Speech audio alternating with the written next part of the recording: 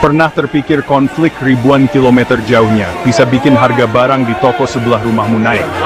Hari ini, kita bongkar 5 fakta penting soal konflik Israel-Houthi dan dampaknya ke Indonesia.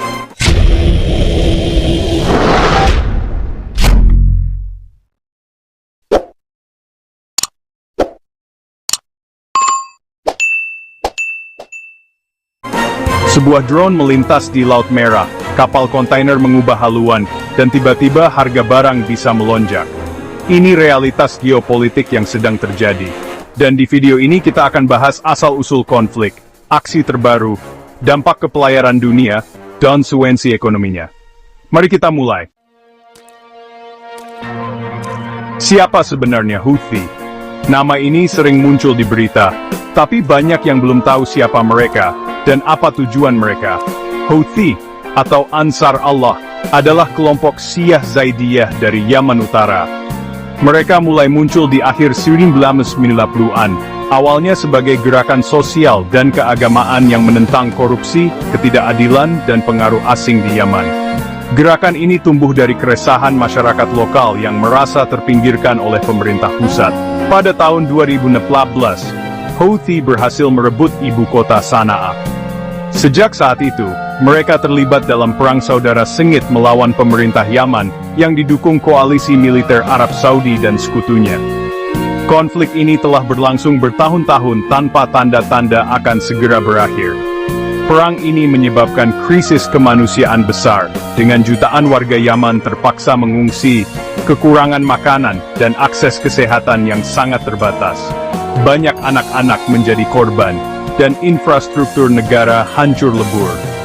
Baru-baru ini, Houthi menyerang kapal-kapal yang dianggap terkait Israel di Laut Merah. Mereka mengklaim aksi ini sebagai bentuk solidaritas untuk Palestina di Gaza, namun juga untuk menunjukkan kekuatan dan meningkatkan pengaruh mereka di kawasan Timur Tengah. Dengan serangan-serangan ini, Houthi tidak lagi hanya dipandang sebagai pemberontak lokal, tapi juga sebagai aktor penting dalam dinamika politik regional. Mereka kini diperhitungkan oleh banyak negara di Timur Tengah. Iran diduga kuat menjadi pendukung utama Houthi, memberikan senjata, pelatihan militer, dan bantuan logistik. Dukungan ini membuat Houthi semakin kuat dan mampu bertahan menghadapi tekanan militer dari koalisi. Bagi Iran, mendukung Houthi adalah strategi untuk menekan musuh-musuhnya, terutama Arab Saudi dan sekutunya, tanpa harus terlibat langsung dalam peperangan terbuka. Jadi, motivasi Houthi sangat kompleks. Mulai dari solidaritas terhadap Palestina, strategi politik untuk memperkuat posisi mereka, hingga menjadi alat pengaruh Iran di kawasan. Menurutmu dari semua motivasi itu, mana yang paling dominan? Apakah solidaritas, politik, atau pengaruh asing? Tulis pendapatmu di kolom komentar dan mari berdiskusi. Serangan di Laut Merah telah memberikan dampak besar terhadap perdagangan dunia, jauh lebih besar dari yang terlihat di permukaan. Banyak orang mungkin hanya melihat berita tentang kapal yang diserang, tapi efeknya merembet ke seluruh rantai pasok global. Terusan Suez adalah jalur vital, sekitar 12% perdagangan global melewati sini setiap tahunnya. Jalur ini menghubungkan Asia, Eropa, dan Afrika, sehingga gangguan di sini bisa memicu efek domino ke seluruh dunia. Ketika serangan Houthi meningkat, perusahaan pelayaran besar memilih memutar kapal mereka melewati Tanjung Harapan di Afrika Selatan. Rute ini jauh lebih panjang, menambah ribuan kilometer perjalanan, dan memperlambat pengiriman hingga 2 minggu. Hal ini menyebabkan biaya bahan bakar melonjak, dan jadwal pengiriman menjadi tidak pasti. Biaya operasional naik drastis, jadwal pengiriman barang menjadi kacau, dan rantai pasok global pun terganggu. Banyak pelabuhan mengalami penumpukan kontainer, sementara truk dan pekerja harus menunggu lebih lama. Negara seperti Indonesia ikut terdampak, biaya ekspor-impor melonjak, proses pengiriman jadi lebih mahal dan lambat. Industri yang bergantung pada bahan baku impor pun ikut tertekan. UKM adalah pihak yang paling rentan. Keterlambatan bahan baku bisa menghentikan produksi, margin keuntungan tergerus, dan mereka seringkali tidak punya cadangan modal untuk bertahan lama. Kenaikan biaya logistik dan keterlambatan pengiriman akhirnya membuat harga barang di pasaran naik. Konsumen pun harus membayar lebih mahal untuk kebutuhan sehari-hari. Bisnis kecil harus memutar otak. Apakah mereka akan menaikkan harga, mencari pemasok baru, atau menanggung kerugian demi mempertahankan pelanggan? Semua pilihan punya risiko masing-masing. Ini bukan sekadar masalah luar negeri, dampaknya benar-benar terasa di dompet kita. Setiap keluarga harus lebih cermat mengatur pengeluaran karena harga kebutuhan pokok ikut naik. Menurutmu, strategi bisnis apa yang paling masuk akal untuk menghadapi situasi seperti ini? Apakah ada solusi yang bisa membantu UKM dan konsumen bertahan di tengah gejolak global ini? Krisis Laut Merah bukan cuma soal Houthi lawan kapal dagang. Amerika Serikat dan Sekutu membentuk Operation Prosperity Guardian untuk mengamankan jalur pelayaran, bahkan melancarkan serangan udara ke target Houthi. Tapi aksi militer bisa memperkuat narasi Houthi sebagai pejuang anti-Barat dan memicu siklus kekerasan. Iran meski menyangkal, diduga kuat mendukung Houthi untuk menekan musuh-musuhnya tanpa perang langsung. Arab Saudi dan UAE hati-hati, tak ingin eskalasi merusak negosiasi damai di Yaman. Dunia ada di persimpangan intervensi militer cepat tapi berisiko, diplomasi lambat tapi lebih aman. Pilihan sulit, keamanan atau stabilitas jangka panjang. Menurutmu, mana yang lebih baik, aksi militer, diplomasi, atau netral? Tulis pendapatmu di komentar. Di balik berita kapal dan rudal, warga sipil Yaman jadi korban utama. Jutaan orang bergantung pada bantuan internasional, tapi serangan dan blokade bikin bantuan makin sulit masuk. Pelabuhan utama terganggu, biaya logistik naik, bantuan terlambat. Program kemanusiaan terpaksa dipotong, anak-anak dan rumah sakit kekurangan makanan dan obat. Ironisnya, aksi Houthi yang mengatasnamakan solidaritas justru memperparah penderitaan rakyatnya sendiri.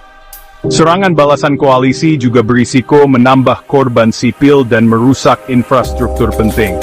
Krisis kemanusiaan makin parah, dunia harus memilih utamakan keamanan atau kemanusiaan. Dunia merespons lewat berbagai cara, kekuatan militer, diplomasi, dan jalur hukum internasional. Setiap negara punya kepentingan dan strategi berbeda dalam menghadapi ancaman terhadap kapal sipil di laut lepas. Terkadang, respons ini melibatkan kerjasama global yang rumit, dengan banyak negara duduk bersama untuk mencari solusi terbaik. Salah satu upaya nyata adalah Operation Prosperity Guardian, di mana kapal perang dari berbagai negara mengamankan jalur pelayaran penting.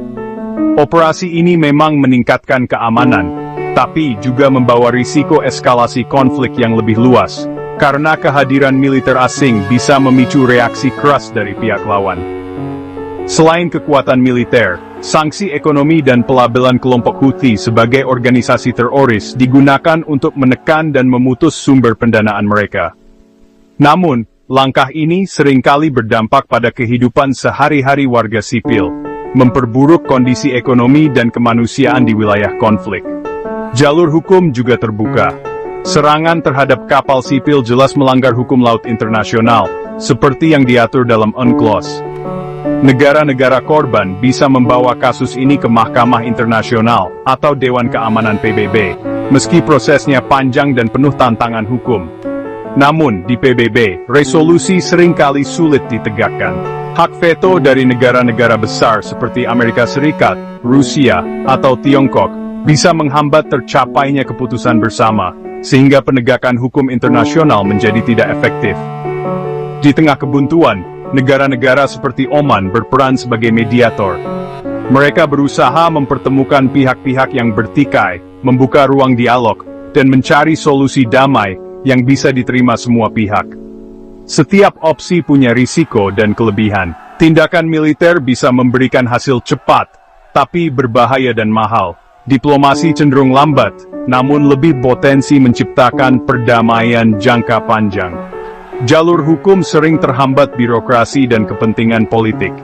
Bayangkan jika kamu adalah pemimpin negara. Kamu harus memilih langkah yang tepat untuk melindungi kapal dan rakyatmu. tanpa memicu perang besar yang bisa merugikan semua pihak. Gabung koalisi militer, dorong sanksi ekonomi, atau utus diplomat ke meja perundingan. Setiap pilihan punya konsekuensi. Menurutmu strategi mana yang paling efektif untuk menjaga perdamaian dan keamanan di laut internasional? Singkatnya, Houthi adalah aktor lokal dengan efek global. Aksi mereka di Laut Merah berdampak ke perdagangan, ekonomi, dan kemanusiaan. Keterlibatan Amerika, Iran, dan negara lain bikin risiko perang regional makin besar. Krisis Yaman makin parah, respons dunia harus seimbang antara keamanan dan kemanusiaan. Ikuti berita dari sumber kredibel, jangan mudah panik, dan dukung organisasi kemanusiaan jika bisa. Like, subscribe, dan tulis pendapatmu di komentar. Aku akan baca dan respon beberapa di antaranya. Sampai jumpa di video berikutnya. Jaga rasa ingin tahu.